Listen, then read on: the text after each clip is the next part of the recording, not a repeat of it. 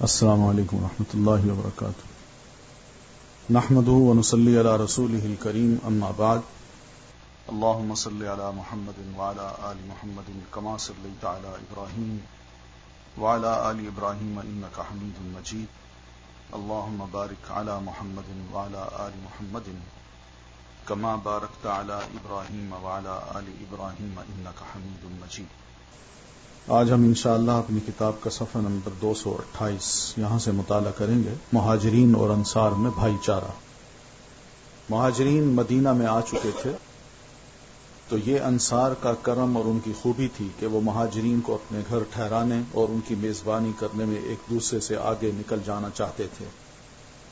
وہ اللہ کے اس ارشاد کا حقیقی نمونہ تھے کہ والذین تبوؤا الدار والایمان من قبلہم يحبون من هاجر إليهم ولا يجدون في صدورهم حاجة مما أوتوا ويؤثرون على أنفسهم ولو كان بهم خصاصة. اور وہ لوگ جنہوں نے دار ہجرت میں پہلے سے ٹھکانہ بنایا اور ایمان لائے یعنی انصاری، تو جو ان کے پاس ہجرت کر کے آتا ہے اس سے محبت کرتے ہیں اور جو کچھ انہیں دیا جائے اپنے سینوں میں اس کی ضرورت محسوس نہیں کرتے اور اپنے آپ پر اوروں کو ترجیح دیتے ہیں خواہ انہیں تنگ دستی ہی کیوں نہ ہو. یہ انصار کی بہت بڑی تعریف ہے جو اللہ تعالیٰ نے ان کے دل کی کیفیت جانتے ہوئے اور ان کا ایثار کا جذبہ جو ہے اس کی قدر کرتے ہوئے یہ لفظ اللہ تعالیٰ نے ارشاد فرمائے. پھر نبی صلی اللہ علیہ وسلم نے اس محبت و ایثار کو انصار اور مہاجرین میں بھائی چارہ کر کے مزید پختہ کر دیا. چنانچہ آپ صلی اللہ علیہ وسلم نے ہر انصاری اور اس کے نزیل یعنی مہاجر مہمان کو بھائی قرار دیا. یہ کل 90 آدمی تھے، آدھے مہاجرین سے اور آدھے انصار سے. یہ بھی ظاہر ہے کہ مکہ سے جو لوگ ہجرت کر کے مدینہ آ گئے تو مدینہ پر ایک اثر تو ہوا کہ بہت سے لوگ یکدم اس شہر میں آئے جس سے ان کا معاش کا مسئلہ بھی کھڑا ہوا اور اسی طرح اور بھی بہت سے معاشرتی مسائل ہیں وہ پیدا ہو سکتے تھے. تو سنگین مسئلہ تھا. تو نبی علیہ الصلوۃ والتسلیم نے اس کا حل یہی کیا کہ ہر انصاری اور اس کے نزیل یعنی اس کے مہاجر مہمان کو بھائی قرار دیا. یہ کل 90 آدمی تھے، آدھے مہاجرین سے اور آدھے انصار سے. آپ نے ان کے درمیان غم گساری پر اور اس بات پر بھائی چارہ کرایا کہ قرابت داروں کے بجائے وہی موت کے بعد ایک دوسرے کے وارث ہوں گے. یہ بھائی چارہ اس طرح کا آپ نے قائم کرایا، لیکن یہ کچھ عرصے تک رہا.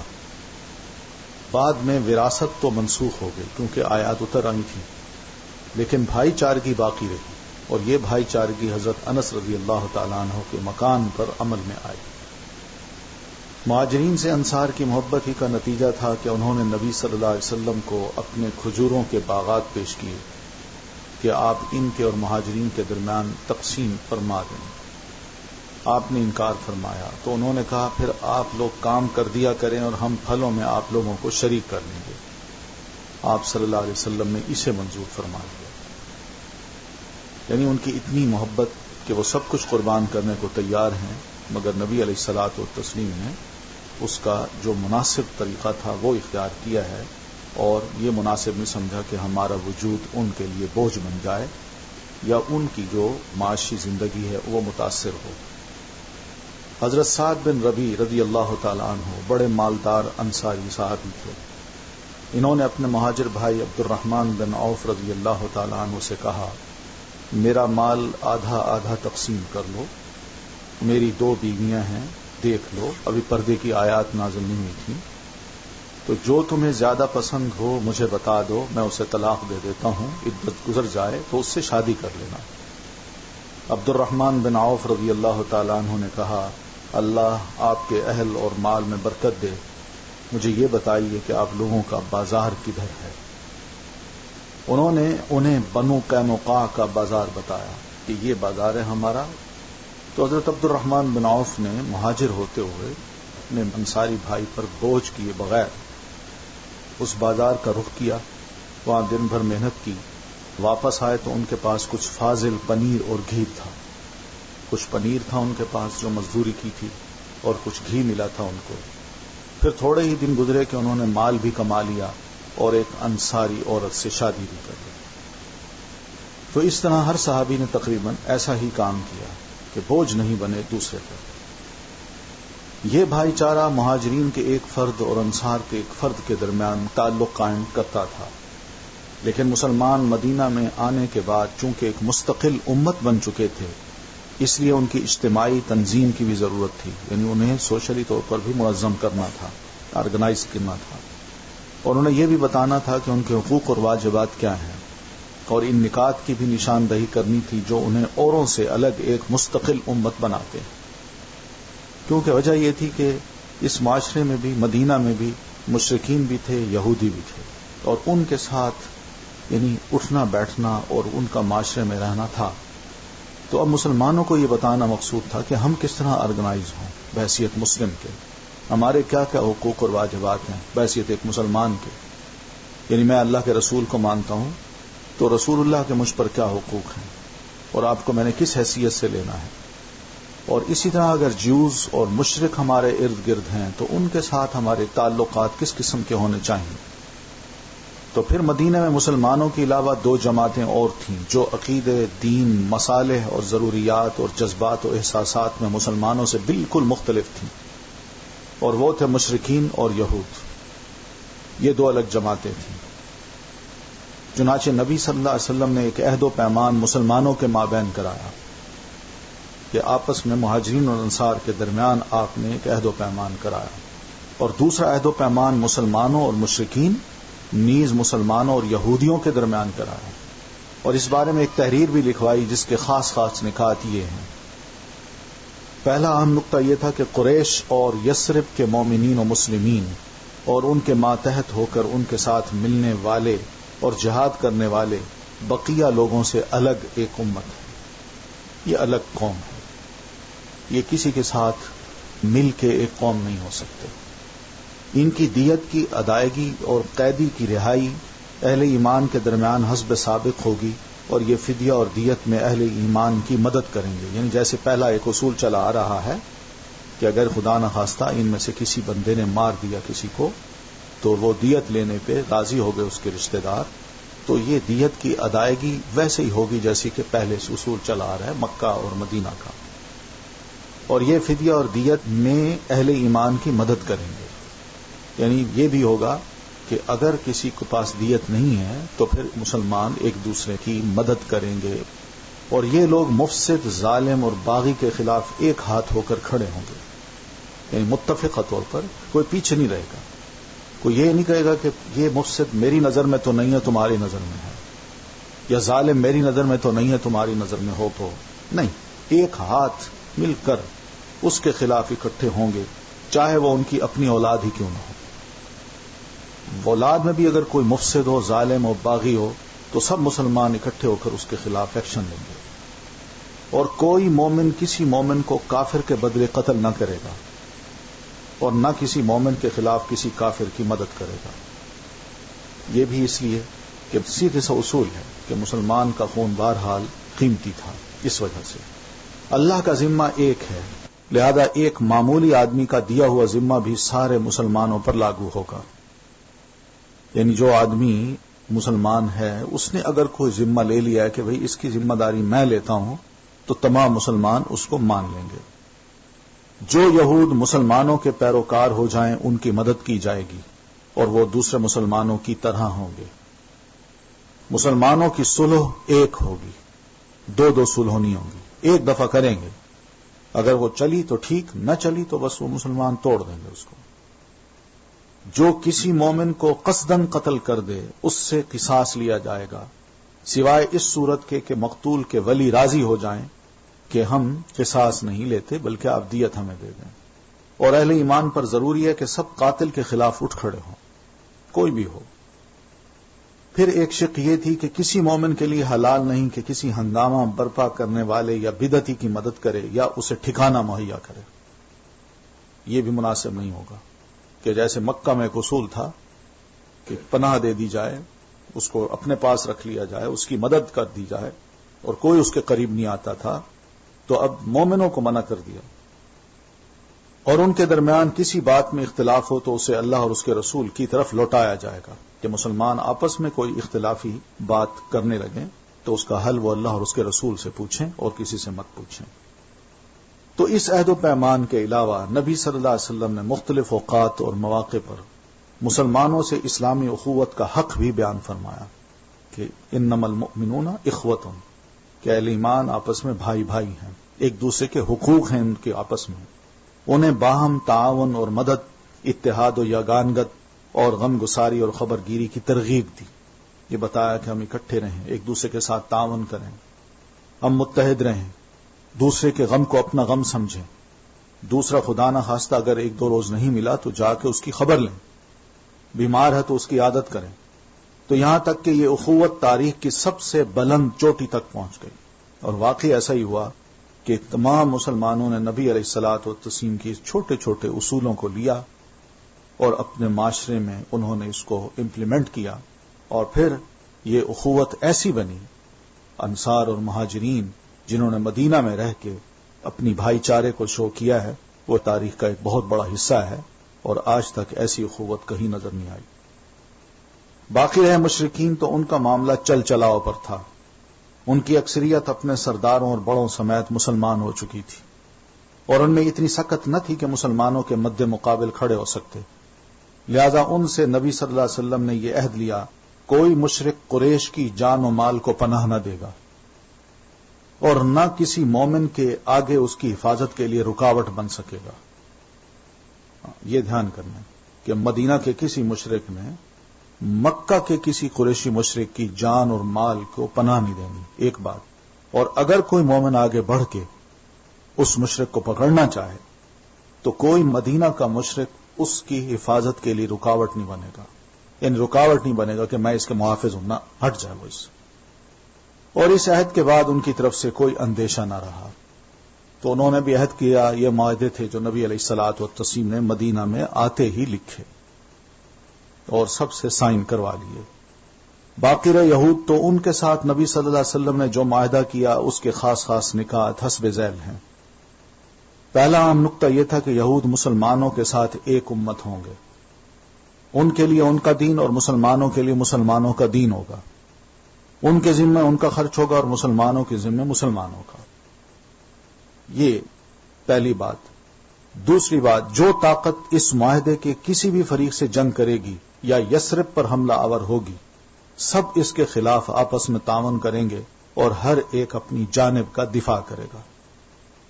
یعنی اگر مدینہ سے باہر کوئی بندہ، کوئی گروپ، کوئی حملہ آور آئے تو ہم یہودیوں اور مسلمانوں نے مل کے ایک دوسرے کا تعاون کرنا ہے اور اس کے خلاف لڑنا ہے جو باہر سے آ رہا ہے۔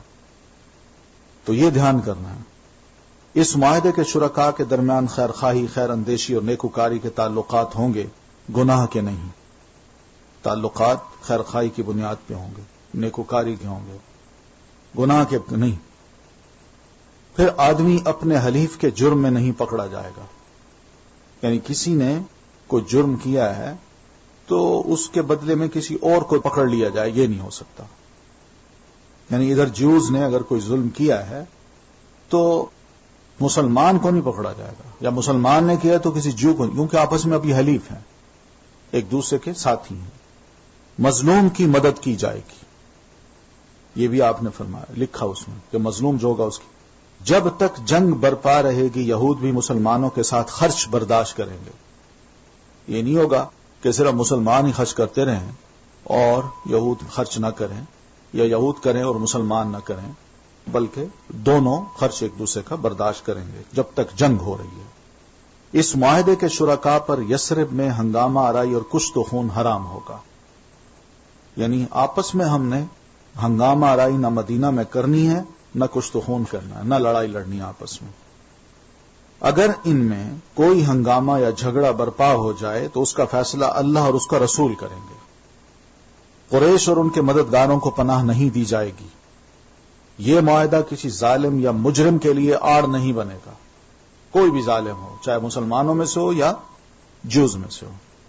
یہ بھی سائن ہو گئے۔ اس قرارداد کے ذریعے سے یثرب کے سارے باشندے، مسلمان، مشرکین اور یہود، ایک ہی وحدت کی لڑی میں پرو دیے گئے، اور مدینہ اور اس کے اطراف کو ملا کر ایک آزاد خود مختار حکومت قائم ہو گئی، جس میں مسلمانوں کا کلمہ نافذ تھا اور جس کے سربراہ محمد الرسول اللہ صلی اللہ علیہ وسلم تھے۔ اس کے ساتھ ہی رسول اللہ صلی اللہ علیہ وسلم اور مسلمان دعوت اللہ کے کام میں سرگرم ہو گئے. چنانچہ آپ صلی اللہ علیہ وسلم مسلمانوں اور غیر مسلموں کی مجالس میں تشریف لے جاتے، ان کے سامنے کلام اللہ کی آیات تلاوت فرماتے، اللہ کی طرف بلاتے اور جو ایمان لاتا اس کا تزکیہ فرماتے اور اسے کتاب و حکمت سکھاتے تھے. یہ ایک طریقہ تھا جو نبی علیہ الصلوۃ والتسلیم نے مدینہ پہنچتے ہی اپنایا اور آپ کے لیے دعوت دین کا کام آسان ہو گیا. اب مسلمان مدینہ میں آئے ہیں تو مکہ کے قریش بھی سوچنے لگے کہ کیا ہو رہا ہے وہاں. تو مدینہ پہنچ کر نبی صلی اللہ علیہ وسلم وہاں کے معاملات مرتب فرما رہے تھے، زندگی کے مختلف گوشوں کی تنظیم کر رہے تھے اور یہ توقع کر رہے تھے کہ وہاں آپ کو اور مسلمانوں کو کسی کشمکش اور ٹکراؤ کے بغیر اپنے دین پر عمل کرنے کے لیے ایک پرامن ماحول میسر آ جائے گا کہ اسی دوران میں قریش کے داؤ پیچ سامنے آئے، سازشیں کرنے لگے جن کا مقصد یہ تھا کہ مسلمانوں کا خاتمہ ہو جائے. چنانچہ قریش نے مشرکین یثرب کو لکھا مسلمانوں سے لڑ کر انہیں مدینہ سے نکال باہر کریں، اگر ایسا نہ کیا تو قریش ان کے جوانوں کو قتل کر دیں گے اور عورتوں کو قیدی بنا لیں گے. یہ قریشی نے ان کو دھمکی بھی دے دی. اس خط کی آمد پر یثرب کے مشرکین اس پر عمل درآمد کے لیے کھڑے ہوئے، لیکن رسول اللہ صلی اللہ علیہ وسلم نے ان کے پاس جا کر واض و نصیحت کی تو لڑائی کے ارادے سے باز آ گئے اور ادھر ادھر بکھر گئے. اسی طرح اوس کے سردار حضرت سعد بن معاذ عمرے کے لیے مکہ گئے. وہ ابو صفوان امیہ بن خلف کے ساتھ بیت اللہ کا طواف کر رہے تھے کہ ابو جہل سے سامنا ہو گیا. اس نے حضرت سعد کو پہچانا تو انہیں دھمکیاں دیں، کہنے لگا مکے میں امن کے ساتھ گھوم رہے ہو جبکہ اپنے یہاں بے دینوں کو تم نے پناہ دے رکھی ہے. سنو، اللہ کی قسم اگر تم ابو صفوان کے ساتھ نہ ہوتے تو اپنے گھر سلامت پلٹ کر نہ جا سکتے تھے. یہ مسلمانوں کو مسجد حرام سے روکنے کا اعلان تھا اور اس کا بھی کہ اگر وہ قریش کی حدود میں پائے گئے تو انہیں قتل کر دیا جائے گا. یعنی ساتھ دھمکی بھی تھی جو ابو جہل نے دے دی. قریش کے تعلقات یثرب کے یہود سے بھی تھے اور یہود جیسا کہ انجیل میں حضرت مسیح علیہ السلام سے منقول ہے کہ وہ سانپ اور سانپوں کی اولاد تھے. چنانچہ وہ اوس و خزرج کے درمیان پرانی دشمنیاں اور دفن شدہ کینے اکھیڑتے رہتے تھے. انہیں ایک دوسرے کے خلاف بھڑکانے اور دنگا فساد پیدا کرنے کی کوشش کرتے تھے. یوں مدینہ میں اندر اور باہر سے مسلمانوں کو خطرات نے گھیر لیا اور بات یہاں تک جا پہنچی کہ صحابہ کرام رضی اللہ عنہم ہتھیار لے کر سوتے تھے اور ہتھیار کے ساتھ ہی صبح جاگتے تھے. رسول اللہ صلی اللہ علیہ وسلم کے لیے پہرے کا انتظام کر دیا گیا تھا، یہاں تک کہ اللہ تعالیٰ کا یہ ارشاد نازل ہوا کہ واللہ یعصمک من الناس، اللہ تعالیٰ لوگوں سے آپ کی حفاظت کرے گا. چنانچہ اس آیت کے اترتے ہی آپ نے پہرے داروں سے فرمایا یا ایھا الناس انصرفوا عنی فقد عصمنی اللہ عز وجل، لوگو تم واپس چلے جاؤ، اللہ عز وجل نے مجھے محفوظ کر دیا ہے. تو ان پرخطر حالات میں اللہ عز و جل نے قریش سے قتال کی اجازت نازل فرمائی. یہ پہلی دفعہ اجازت اللہ نے عطا کی تھی، کیونکہ مسلسل مسلمان کہتے چلے آ رہے تھے مکہ میں اور مکہ سے ہی کہتے چلے آ رہے تھے کہ اللہ کے رسول لڑائی کی اجازت چاہیے ہمیں، یہ ہمیں مارتے ہیں، ہم کچھ نہیں کر سکتے، آپ ہمیں اجازت دیجیے. تو اب اللہ تعالیٰ نے پہلی مرتبہ قتال کی اجازت دے دی. اور یہ قتال بھی دیکھا جائے تو یہ اس صورت میں ہے جبکہ دوسروں کی طرف سے لڑائی کا اندیشہ ہو کہ دوسرے ہم سے لڑیں گے تو ہم نے پھر اپنے آپ کو بچانے کے لیے ان سے لڑنا ہے. یہ نہیں ہے کہ تلواریں اٹھائیں اور ان کے پیچھے بھاگ جائیں، اس کی اجازت نہیں دی تھی. آئندہ چل کر حالات مزید بدلے تو یہ اجازت واجب کے درجے تک پہنچ گئی، یہ فرض قرار دے دی گئی، جس میں غیر قریش بھی شامل تھے. لیکن ان واقعات کے ذکر سے پہلے ان مراحل کا مختصر ذکر بڑا ضروری ہے. پہلا مرحلہ یہ ہے کہ مشرکین قریش کو برسر جنگ سمجھنا، کہ مسلمانوں کو یہ سمجھایا گیا کہ مشرکین قریش ہر وقت حالت جنگ میں ہیں اب تمہارے خلاف، وہ کسی بھی وقت تم پر اٹیک کر سکتے ہیں، لہذا تم نے اپنے حفاظت کے لیے، بچاؤ کے لیے اپنے آپ کو تیار رکھنا ہے. کیونکہ انہوں نے ہی ظلم کا آغاز کیا تھا، لہذا مسلمانوں کو حق پہنچتا تھا کہ ان سے لڑائی لڑیں اور ان کا مال ضبط کریں، جبکہ دوسرے مشرکین عرب کے ساتھ یہ صورتحال نہ تھی. پھر دوسرا مرحلہ یہ تھا کہ مشرکین عرب میں سے جو قریش کا ساتھ دیں اور ان سے اتحاد کریں، یا غیر قریش میں سے جو بذات خود مسلمانوں پر ظلم و زیادتی کریں، ان سب سے لڑنا۔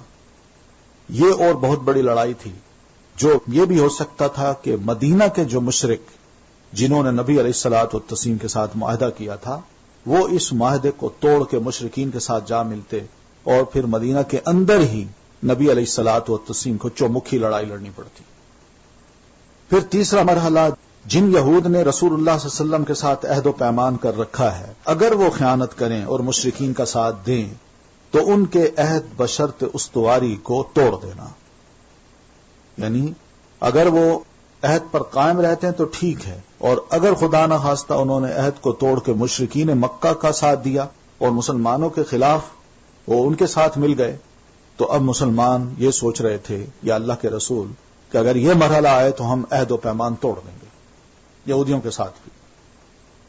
چوتھا مرحلہ، جو اہل کتاب مثلا نصارہ مسلمانوں سے دشمنی کا آغاز کریں تو ان سے بھی لڑنا ہے، یہاں تک کہ وہ چھوٹے بن کر اپنے ہاتھ سے جزیہ دیں، ماتحت ہو کے مسلمانوں کو جزیہ دیں۔ پانچواں مرحلہ، جو مشرک یہودی یا نصرانی وغیرہ اسلام میں داخل ہو جائے اس سے ہاتھ روک لینا، یعنی اس کے خلاف اب لڑائی نہیں لڑنی، اس کے جان و مال سے تعرض نہ کرنا، سوائے اس صورت کے کہ وہ خود شرعی طور پر اس کا سزاوار ہو اور اس کے کفر کا حساب اللہ لے گا۔ تو یہ چند ایک مراحل تھے جو سامنے رکھے جائیں، اور پھر اس کے بعد نبی علیہ السلام کے اگلے جو سٹیپس ہیں ان کو پھر پڑھا جائے۔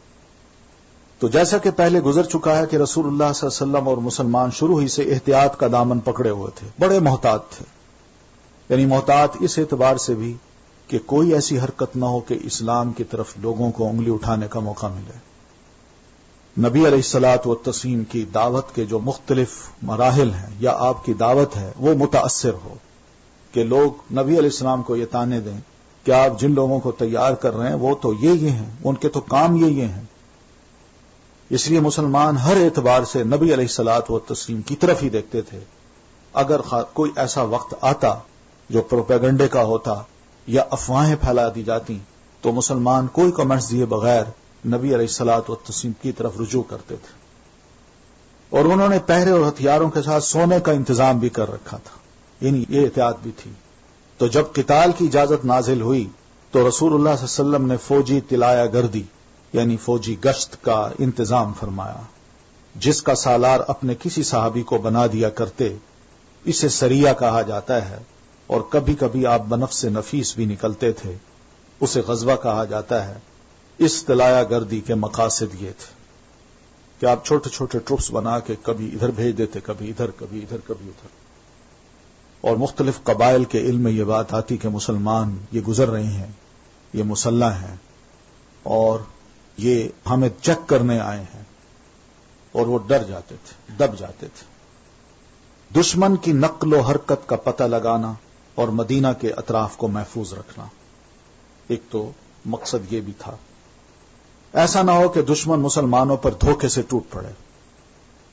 پھر دوسری بات کہ قریش کے قافلوں سے چھیڑخانی کر کے ان پر دباؤ ڈالنا تاکہ انہیں اپنی تجارت اور جان و مال کے لیے خطرے کا احساس ہو جائے۔ اس کے بعد یا تو وہ اپنی حماقت سے باز آ کر مسلمانوں سے صلح کر لیں اور انہیں اسلام کو پھیلانے اور اس پر عمل کرنے کے لیے آزاد چھوڑ دیں، اور یہی مسلمانوں کی انتہائی آرزو تھی۔ تو یہ آرزو نہیں تھی کہ ہم کسی کے مال پہ ناجائز قبضہ کر لیں، یا جنگ اور قتال کا راستہ اپنائیں، اور ظاہر ہے کہ ایسی صورت میں وہ سب سے پہلے اپنی تجارت کا راستہ کھو دیں گے، کیونکہ وہ مدینہ کے اطراف سے گزرتا تھا، یعنی باہر سے کوئی قافلے آتے تھے مکہ جاتے ہوئے، مدینہ کے اطراف سے ہی وہ گزرتے تھے، اور دوسرے درجے پر اللہ کے حکم اور اس کی مدد سے اپنے شر اور ظلم کا بدلہ پا جائیں گے۔ اس کی طرف اللہ سبحانہ و تعالی کے کلام میں کئی بار اشارہ کیا جا چکا تھا۔ ایک مقصد یہ بھی تھا کہ دوسرے قبائل کے ساتھ دوستی و تعاون اور جنگ نہ کرنے کا معاہدہ کرنا۔ پھر ایک مقصد یہ بھی تھا کہ اللہ کا پیغام پہنچانا اور قولاً و عملاً اسلام کی دعوت دینا۔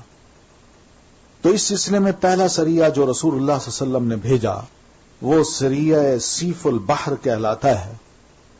اسے آپ نے رمضان سن 1 ہجری میں بھیجا اور اپنے چچا حضرت حمزہ بن عبد المطلب کو اس کا امیر بنایا، اس میں کل 30 مہاجرین تھے.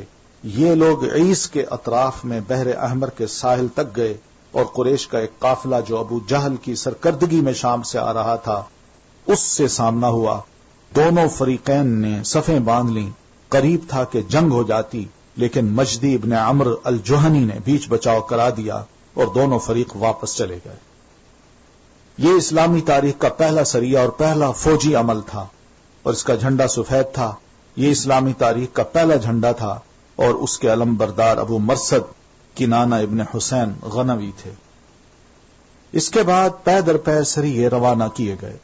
چنانچہ شوال میں ابو عبیدہ بن حارث رضی اللہ تعالی عنہ کو 60 مہاجرین کے ساتھ بطن رابغ بھیجا گیا. وہاں ابو سفیان سے سامنا ہوا جو 200 آدمیوں کے ساتھ تھا. دوسری طرف سے تیر چلے لیکن جنگ نہ ہوئی، وہ بھی قافلہ نکل گیا. پھر ذی قعدہ میں حضرت سعد بن ابی وقاص رضی اللہ تعالی عنہ کو 20 مہاجرین کے ساتھ رابغ کے قریب خرار کی طرف بھیجا گیا، لیکن ان کا کسی سے سامنا نہ ہوا.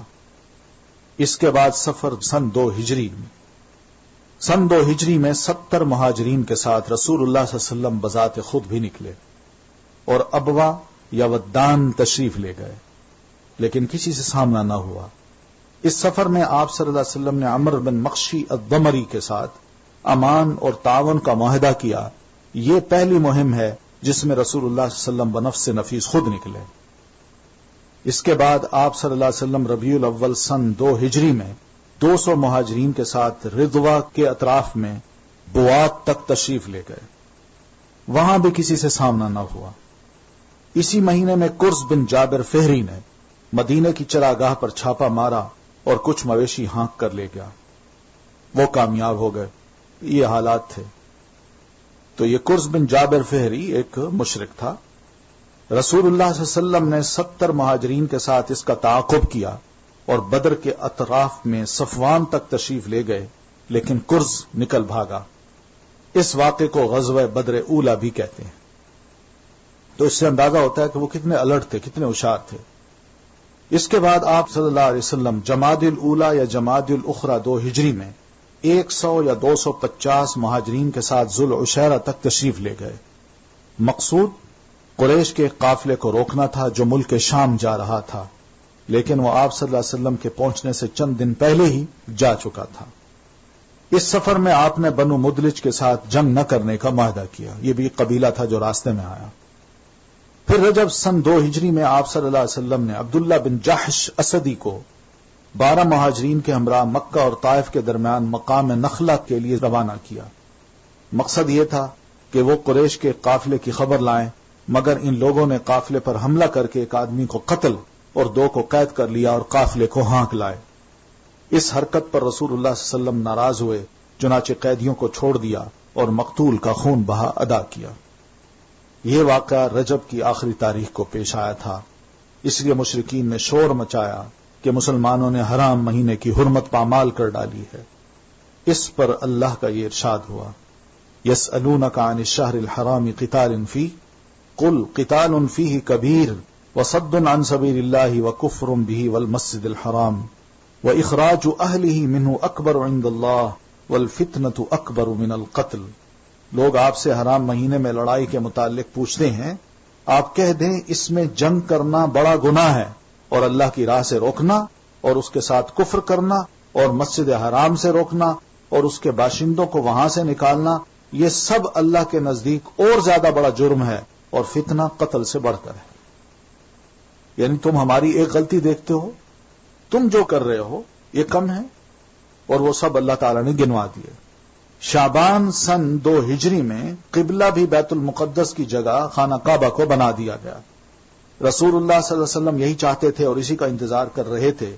اس سے بعض دھوکے باز منافقین اور یہود بھی منظر عام پر آ گئے جو جھوٹ موٹ مسلمان بنے ہوئے تھے. چنانچہ یہ مرتد ہو گئے اور مسلمانوں کی صفیں ان سے پاک ہو گئیں. یہ تھی جنگی نقل و حرکت جو مدینہ اور اس کے اطراف کے امن کی حفاظت کے لیے رسول اللہ صلی اللہ علیہ وسلم اور مسلمانوں نے قائم کر رکھی تھی. اس سے قریش کو یہ بتانا بھی مقصود تھا کہ اگر وہ اپنے شر سے باز نہ آئے تو انجام برا ہوگا، لیکن وہ اپنی خود سری اور تکبر میں بڑھتے ہی گئے چنانچہ بدر کے میدان میں اس کی سزا پالی اور جزا بہرحال گھاٹے ہی کی تھی۔ تو اب غزوہ بدر ہوتی ہے، جو بڑی جنگ کے نام سے غزوہ بدر کبریٰ کے نام سے یاد کی جاتی ہے۔ یہ 17 رمضان 2 ہجری کو ہوئی۔ یہ قریش اور مسلمانوں کے درمیان پہلا فیصلہ کن معرکہ ہے۔ اس کا سبب یہ ہوا کہ رسول اللہ صلی اللہ علیہ وسلم جس قافلے کے لیے ذوالعشیرہ تشریف لے گئے تھے اور جو بچ کر شام چلا گیا تھا، آپ اس کی طاق میں تھے اور اس کی خبر لانے کے لیے آپ نے شام کے مقام حورا تک 2 آدمی بھیجے تھے۔ چنانچہ جیسے ہی یہ قافلہ وہاں سے گزرا، انہوں نے جلدی سے مدینہ خبر پہنچائی، اور خبر ملتے ہی رسول اللہ صلی اللہ علیہ وسلم نے صحابہ رضی اللہ تعالی عنہم کو نکلنے کی دعوت دی، لیکن نکلنے کو ضروری بھی نہیں قرار دیا۔ چنانچہ اس دعوت پر 313، 314 یا 317 آدمیوں نے لبیک کہا، جس میں 82 یا 83 یا 86 مہاجرین تھے اور 61 قبیلہ اوس کے اور 170 قبیلہ خزرج کے انصار تھے۔ انہوں نے مکمل تیاری بھی نہ کی تھی، سواری میں صرف 2 گھوڑے اور 70 اونٹ تھے۔ رسول اللہ صلی اللہ علیہ وسلم نے اس کے لیے سفید جھنڈا باندھا اور اسے حضرت مصعب بن عمیر کے حوالے کیا۔ اس کے علاوہ ایک جھنڈا مہاجرین کا تھا جسے سیدنا علی بن ابی طالب لیے ہوئے تھے، اور ایک جھنڈا انصار کا تھا جسے سعد بن معاذ رضی اللہ تعالیٰ عنہ نے اٹھا رکھا تھا۔ مدینے کا انتظام آپ نے ابن ام مکتوم کے حوالے کیا۔ ابن ام مکتوم یہ نابینا صحابی تھے، لیکن روحاہ پہنچ کر ان کی جگہ ابو لبابہ بن عبد المنذر کو روانہ فرما دیا کہ ابو لبابہ تم بھی جاؤ، مدینے کا انتظام سنبھالو۔ رسول اللہ صلی اللہ علیہ وسلم مدینے سے نکلے تو بدر منزل مقصود تھی۔ یہ مدینہ کے جنوب مغرب میں 155 کلومیٹر کے فاصلے پر واقع ہے، اور اسے ہر طرف سے بلند پہاڑوں نے گھیر رکھا ہے۔ آمد و رفت کے صرف 3 راستے تھے، ایک جنوب میں جسے العدوۃ القصویٰ یعنی دور کا ناکہ کہا جاتا ہے، دوسرا شمال میں ہے جو العدوۃ الدنیا قریب کا ناکہ یعنی کنارہ کہلاتا ہے، تیسرا شمالی راستے کے قریب ہی مشرق میں ہے اور اس سے اہل مدینہ آتے جاتے ہیں۔ مکے سے شام آنے جانے والے قافلوں کا راستہ اسی احاطے کے اندر سے گزرتا تھا۔ اس میں کچھ مکانات، کنویں اور باغات بھی تھے، اس لیے قافلے عموماً یہاں پڑاؤ ڈالتے تھے اور کئی گھنٹوں سے لے کر کئی دنوں تک ٹھہرتے تھے۔ لہذا یہ بات بہت آسان تھی کہ اس احاطے میں قریش کا قافلہ اترنے کے بعد مسلمان تینوں راستے بند کر دیں اور قافلہ اپنے آپ کو ان کے حوالے کرنے پر مجبور ہو جائے، لیکن اس تدبیر کا لازمی تقاضا یہ تھا کہ قافلے کو مسلمانوں کے نکلنے کا مطلق علم نہ ہو، تاکہ وہ غفلت میں بدر کے اندر اتر پڑیں۔ اس لیے رسول اللہ صلی اللہ علیہ وسلم جب مدینہ سے نکلے تو آپ نے پہل جو راستہ اختیار کیا وہ بدر کی بجائے کہیں اور جاتا تھا، پھر بہت دھیمی رفتار سے بدر کی جانب پیش قدمی فرمائی۔ جہاں تک قافلے کا تعلق ہے تو اس میں 1000 اونٹ تھے جن پر کم از کم 50,000 دینار کی مالیت کا سامان لدا ہوا تھا۔ اس کا سالار ابو سفیان تھا اور اس کے ساتھ صرف 40 آدمی تھے۔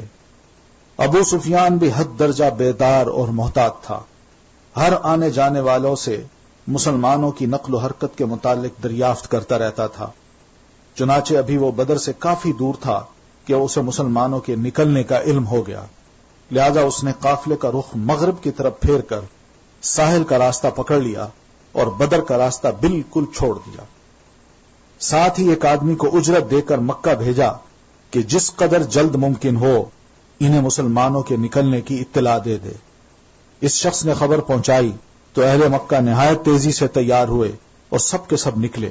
ابو لہب کے سوا بڑوں میں کوئی پیچھے نہ رہا، آس پاس کے قبائل کے آدمی بھی ساتھ لے لیے۔ قریش کے بڑوں میں سے صرف بنو عدی نے ہی اس میں شرکت نہ کی۔ جب یہ لشکر جحفہ پہنچا تو اسے ابو سفیان کا پیغام ملا جس میں اس نے اپنے بچ نکلنے کی اطلاع دی تھی اور مطالبہ کیا تھا کہ مکہ واپس پلٹ آؤ۔ چنانچہ ان لوگوں نے واپسی کا ارادہ کر لیا، مگر ابو جہل اپنے تکبر اور نخوت کے سبب آڑے آ گیا اور کوئی واپس نہ ہو سکا۔ صرف بنو زہرہ اپنے حلیف اور رئیس اخنس ابن شریق ثقفی کی رائے پر واپس آئے۔ یہ 300 افراد تھے، باقی 1000 نفر کے لشکر نے اپنا سفر جاری رکھا تا آ کے عدوہ قصویٰ کے قریب پہنچ کر بدر کے باہر پہاڑوں کے پیچھے ایک وسیع میدان میں پڑاؤ ڈال دیا۔ ادھر رسول اللہ صلی اللہ علیہ وسلم کو راستے ہی میں اہل مکہ کے خروج کا علم ہو گیا، لہذا آپ نے مسلمانوں سے مشورہ کیا اس پر حضرت ابو بکر رضی اللہ تعالیٰ عنہ اٹھے اور اچھی بات کہی. پھر حضرت عمر رضی اللہ تعالیٰ عنہ اٹھے اور اچھی بات کہی. پھر حضرت مقداد رضی اللہ عنہ اٹھے اور عرض پرداز ہوئے، اے اللہ کے رسول، واللہ ہم وہ بات نہیں کہیں گے جو بنو اسرائیل نے حضرت موسیٰ علیہ السلام سے کہی تھی کہ فَاذْهَبْ أَنْتَ وَرَبُّكَ فَقَاتِلَا إِنَّا هَاهُنَا قَاعِدُونَ، کہ موسیٰ علیہ السلام آپ اور آپ کا رب جائیے اور ان سے لڑیے، ہم تو یہاں بیٹھے ہیں. یہ نہیں ہو سکتا کہ ہم آپ کو یہ کہیں کہ اللہ کے رسول آپ لڑیے اور ہم انصاری یہاں بیٹھے ہیں، ہم بھی آپ کے ساتھ ہیں، بلکہ ہم آپ کے دائیں بائیں اور آگے پیچھے سے لڑیں گے. اس سے رسول اللہ صلی اللہ علیہ وسلم کا چہرہ مبارک دمک اٹھا اور آپ خوش ہو گئے. اس کے بعد آپ نے بھی فرمایا، اشیروا علی ایھا المسلمون، مسلمانوں مجھے مشورہ دو. اس پر انصار کے رئیس حضرت سعد بن معاذ رضی اللہ تعالیٰ عنہ اٹھے اور عرض پرداز ہوئے، یا رسول اللہ، گویا آپ ہماری طرف اشارہ فرما رہے ہیں تو اس ذات کی قسم جس نے آپ کو حق کے ساتھ بھیجا ہے، اگر آپ ہمیں سمندر پر لے چلیں اور اس میں کودنا چاہیں تو ہم اس میں بھی آپ کے ساتھ کود پڑیں گے، ہمارا ایک آدمی بھی پیچھے نہ رہے گا. ہمیں قطعاً کوئی ہچکچاہٹ نہیں کہ کل آپ ہمارے ساتھ دشمن سے ٹکرا جائیں. ہم جنگ میں بامرد اور لڑنے میں جوان مرد ہیں، اور توقع ہے کہ اللہ آپ کو ہمارا وہ جوہر دکھلائے گا جس سے آپ کی آنکھیں ٹھنڈی ہو جائیں گی، لہذا آپ ہمیں لے کر بڑھیں، اللہ برکت دے. انہوں نے گفتگو کے دوران میں یہ بھی کہا، اس ذات کی قسم جس نے آپ کو حق کے ساتھ بھیجا ہے، اگر آپ پیش قدمی کرتے ہوئے برق غیمات تک جائیں تب بھی ہم آپ کے ساتھ ہیں. اس سے رسول اللہ صلی اللہ علیہ وسلم پر خوشی کی لہر دوڑ گئی. آپ نے فرمایا، سیرو و ابشرو، چلتے چلو اور خوش ہو جاؤ. فإن اللہ تعالی قد وعدنی احدى الطائفتین، اللہ تعالیٰ نے مجھے دو گروہ میں سے ایک گروہ کا وعدہ دیا ہے. واللہ لکأنی انظر الآن الی مصارع القوم، واللہ اس وقت میں گویا قوم کی قتل گاہیں دیکھ رہا ہوں کہ قوم کے جو بڑے بڑے لیڈر ہیں وہ کس کس مقام پر قتل ہو چکے ہیں میدان میں. پھر آپ نے بدر کی جانب پیش قدمی کی اور وہاں اسی رات پہنچے جس رات مشرکین پہنچے تھے. وہاں پہنچ کر آپ نے میدان بدر کے اندر عدوۂ دنیا کے قریب پڑاؤ ڈالا، لیکن حضرت حباب ابن منذر نے مشورہ دیا کہ آپ آگے بڑھ چلیں اور جو چشمہ دشمن کے سب سے زیادہ قریب ہے اس پر پڑاؤ ڈالیں تاکہ مسلمان حوض بنا کر اپنے لیے پانی جمع کر لیں اور بقیہ چشموں کو پاٹ دیں. اس طرح دشمن پانی سے محروم ہو جائے گا. چنانچہ آپ نے یہی کیا. پھر مسلمانوں نے ایک چھپر بنایا جو نبی صلی اللہ علیہ وسلم کی قیادت گاہ تھا. اس پر حضرت سعد ابن معاذ رضی اللہ تعالی عنہ کی کمان میں انصاری جوانوں کی ایک جماعت پہرے اور حفاظت کے لیے مقرر کر دی. اس کے بعد رسول اللہ صلی اللہ علیہ وسلم نے لشکر کی ترتیب فرمائی اور میدان جنگ کا چکر لگایا. وہاں آپ نے ہاتھ کا اشارہ کر کر کے ارشاد فرمایا، ھذا مصرع فلان وھذا مصرع فلان ان غدا انشاء اللہ، یہ کل فلاں کی قتل گاہ ہے، یہ جگہ کل فلاں کی قتل گاہ ہے انشاءاللہ. یوں آپ نے میدان بدر میں ان مقامات کی طرف اشارہ کر کے پہلی بات ارشاد فرما دی. یہ خوشخبریاں تھیں جو نبی علیہ الصلاۃ والتسلیم کو اللہ تعالیٰ نے وعدے کے طور پر عطا کی تھی. پھر ایک درخت کی جڑ کے پاس نماز پڑھتے ہوئے رات آپ نے گزاری. مسلمانوں نے بھی بھرپور اعتماد کے ساتھ پرسکون رات گزاری. تھکاوٹ تھی بہت سخت، اور اللہ نے بارش نازل فرمائی جیسا کہ اس کا ارشاد ہے کہ اذ یغشیکم النعاس امنة منه وینزل علیکم من السماء ماء لیطہرکم به ویذہب عنکم رجز الشیطان ولیربط علی قلوبکم ویثبت به الاقدام. جب اللہ تم پر اپنی طرف سے امن و بے خوفی کے طور پر نیم طاری کر رہا تھا، یعنی عین میدان جنگ میں، یعنی ادھر دشمن سامنے کھڑا ہے، تلواریں ہاتھ میں ہیں، اور سواریوں پہ یا کھڑے کھڑے ان پر نیم طاری اللہ تعالیٰ کر رہے ہیں، اور تم پر آسمان سے پانی بھی برسا رہا تھا، یعنی ٹھنڈک بھی پڑ رہی تھی. اوپر سے سخت گرمی میں آسمان سے اللہ تعالیٰ نے پانی برسا کے مسلمانوں کو تر و تازہ کر دیا. تھوڑی سی نیند، ہلکی سی اونگ، کھڑے کھڑے میدان میں ہی، اور پھر اس کے بعد آسمان سے بارش کا برسنا تاکہ تمہیں اس کے ذریعے سے پاک کر دے، یعنی سستی چلی جائے. اور تم سے شیطان کی گندگی دور کر دے، جو سستی تم پر سوار ہے، تھکاوٹ کے، تم کیسے لڑو گے؟ تم بالکل تر و تازہ ہو گئے، اور تمہارے دل مضبوط کر دے اور تمہارے قدم جما دے۔ قدم بھی اللہ تعالیٰ نے اس طرح جمائے کہ آسمان سے جو بارش برسی تو مسلمانوں کے علاقوں میں جو مٹی تھی وہ جم گئی، اور جم کے مسلمانوں کا پلٹنا، جھپٹنا، آگے بڑھنا، پھر واپس آنا، اس سے گرد و غبار رکاوٹ نہیں بن رہی تھی۔ تو پھر صبح ہی یعنی جمعے کی صبح 17 رمضان سن 2 ہجری کو دونوں فوجوں کا آمنا سامنا ہوا۔ تو اس موقع پہ رسول اللہ صلی اللہ علیہ وسلم نے دعا فرمائی، اللہم ہادی قریش قد اقبلت بخیلائہا وفخرہا تحادک وتکذب رسولک اللہم فنصرک الذی وعدتنی اللہم اجنہم الغداۃ۔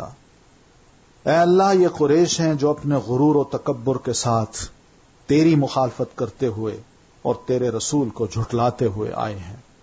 اے اللہ، تیری مدد جس کا تو نے مجھ سے وعدہ کیا ہے، اے اللہ آج انہیں اینٹ کر رکھ دے۔ پھر آپ نے صفیں برابر کی اور فرمایا جب تک میرا حکم نہ آ جائے لڑائی شروع نہ کرنا۔ آپ سپہ سالار بھی تھے، چیف آف آرمی اسٹاف بھی تھے۔ نیز آپ نے فرمایا اذا اکثبوکم فرموہم واستبقوا نبلکم ولا تسلوا السیوف حتی یغشوکم۔ جب وہ تمہارے قریب آ جائیں تو ان پر تیر چلانا، دور کھڑے ہوں تو تیر چلانے کی ضرورت نہیں ہے، تو ہوا میں خالی جائیں گے، اور اپنے تیروں کو بچائے رکھنے کی کوشش کرنا، ضائع نہ ہو کوئی، اس لیے کہ اسلحہ تھوڑا سا ہے ہمارے پاس۔ قریب آ جائیں تو پھر تیر چلانا، اور جب تک وہ تم پر چھا نہ جائیں، چاروں طرف سے آ نہ جائیں اور تم پر چھا نہ جائیں، تم اپنی تلواریں بھی نہ کھینچنا۔ اس وقت کھینچنا جب وہ چاروں طرف تمہارے قریب قریب آ جائیں، ورنہ تیروں سے ہی گزارا کرنا۔ اس کے بعد آپ چھپر میں واپس آ گئے۔ آپ کے ساتھ سیدنا ابو بکر رضی اللہ تعالیٰ عنہ بھی تھے۔ آپ نے اللہ عز و جل سے بڑے سوز کے ساتھ دعا کی، یہاں تک کہ فرمایا کہ اللہم ان تہلک هذه العصابة اليوم لا تعبد ابدا اللہم ان شئت لم تعبد بعد اليوم ابدا۔ اے اللہ، اگر آج یہ صحابہ کی جماعت جو میں نے بڑی مشکل سے تیار کی ہے، یہ جماعت اگر آج ہلاک ہو گئی تو کبھی تیری عبادت نہ کی جائے گی۔ اے اللہ، اگر تو چاہے تو آج کے بعد کبھی تیری عبادت نہ کی جائے۔ آپ صلی اللہ علیہ وسلم نے خوب تضرع، آہذاری اور خلوص کے ساتھ دعا کی، یہاں تک کہ آپ کی چادر آپ کے کندھوں سے گر گئی، یعنی سر پہ تھی، ہاتھ جو اٹھائے تو کاپتے کاپتے وہ سر سے سرک کے کندھوں پہ آئی، پھر اس میں آہذاری بڑھی تو کندھوں سے بھی سرک کے نیچے آ گئی۔ تو حضرت ابو بکر صدیق رضی اللہ تعالیٰ عنہ نے چادر درست کی اور عرض پرداز ہوئے، اللہ کے رسول بس فرمائیے، بس فرمائیے۔ آپ نے اپنے رب سے جی بھر کے دعا فرما لی ہے۔ دوسری طرف مشرکین کی صورتحال یہ تھی کہ ابو جہل نے اللہ سے فیصلے کی دعا کی۔ اس نے کہا، اے اللہ، ہم میں سے جو فریق قرابت کو زیادہ کاٹنے والا اور غلط حرکتیں زیادہ کرنے والا ہے، اسے آج تو توڑ دے۔ اے اللہ، ہم میں سے جو فریق تیرے نزدیک زیادہ محبوب اور زیادہ پسندیدہ ہے، آج اس کی مدد فرما۔ تو دیکھا جائے تو دونوں کی دعائیں قبول ہوئی ہیں، نبی علیہ الصلوۃ والتسلیم کی بھی اور اس کی بھی، اور پھر آگے لڑائی شروع ہوتی ہے، انشاءاللہ اس کو ہم پڑھیں گے انشاءاللہ۔ سبحانک اللہم وبحمدک، نشہد ان لا الہ الا انت، نستغفرک ونتوب الیک۔ السلام علیکم ورحمۃ اللہ وبرکاتہ۔